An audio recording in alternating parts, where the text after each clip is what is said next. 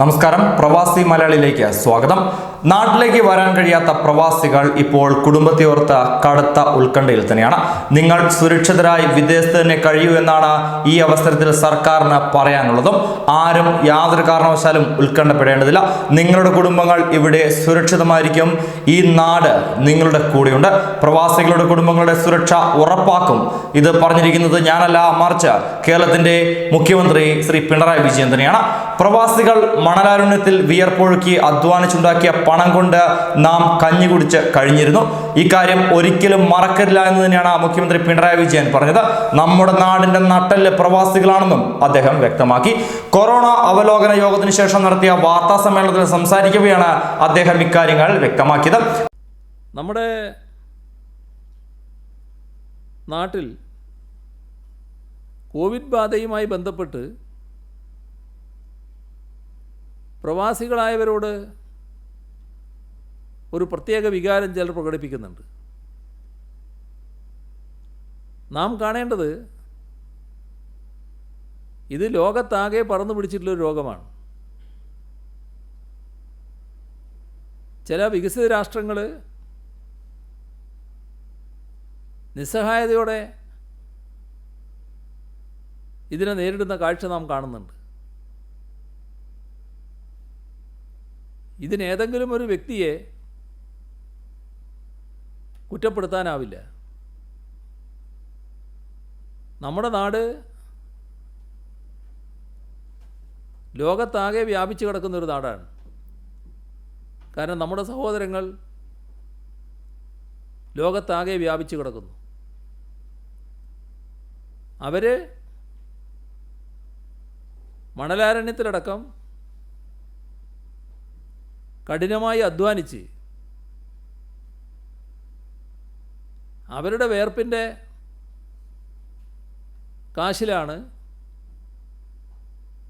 നാം ഇവിടെ കഞ്ഞി കുടിച്ച് നടന്നിരുന്നത്. ഇത് നാം മറന്നു പോകാൻ പാടില്ല.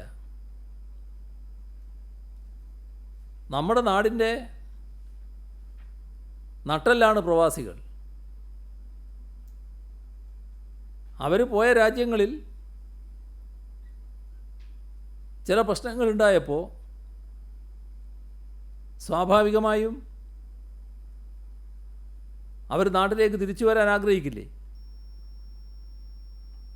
തിരിച്ചു വന്നപ്പോൾ ന്യായമായ പ്രതിരോധ നടപടികൾ പൊതുവിലെല്ലാവരും സ്വീകരിച്ചിട്ടുണ്ട്. ഒറ്റപ്പെട്ട ചില കേസുകളാണ് വ്യത്യസ്തമായി ഉണ്ടായത്. ആ ഒറ്റപ്പെട്ടതിൻ്റെ ഭാഗമായി ഈ പറയുന്ന നമ്മുടെ നാടിൻ്റെ ഏറ്റവും കരുത്തുറ്റ വിഭാഗത്തെ ഒരു തരത്തിലും അപഹസിക്കാനോ മനസ്സിൽ ഈർഷ്യയോടെ കാണാനോ പാടില്ല. ഇത് നാം എല്ലാവരും മനസ്സിലാക്കേണ്ട ഒരു കാര്യമാണ്.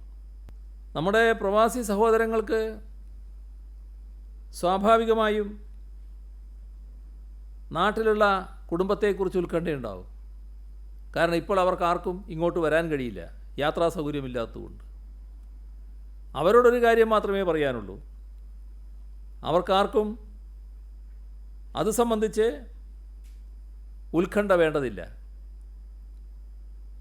നിങ്ങളവിടെ സുരക്ഷിതരായി കഴിയുക. അതിൻ്റെ ഭാഗമായുള്ള സാമൂഹ്യ ഉത്തരവാദിത്വം നിർവഹിക്കാനും തയ്യാറാവുക. ഇവിടെയുള്ള നിങ്ങളുടെ കുടുംബമെല്ലാം സുരക്ഷിതമായിരിക്കും. ഈ നാട് എപ്പോഴും നിങ്ങളുടെ കൂടെയുണ്ട് എന്ന് പ്രവാസി ലോകത്തിന് ഉറപ്പ് നൽകുകയാണ്.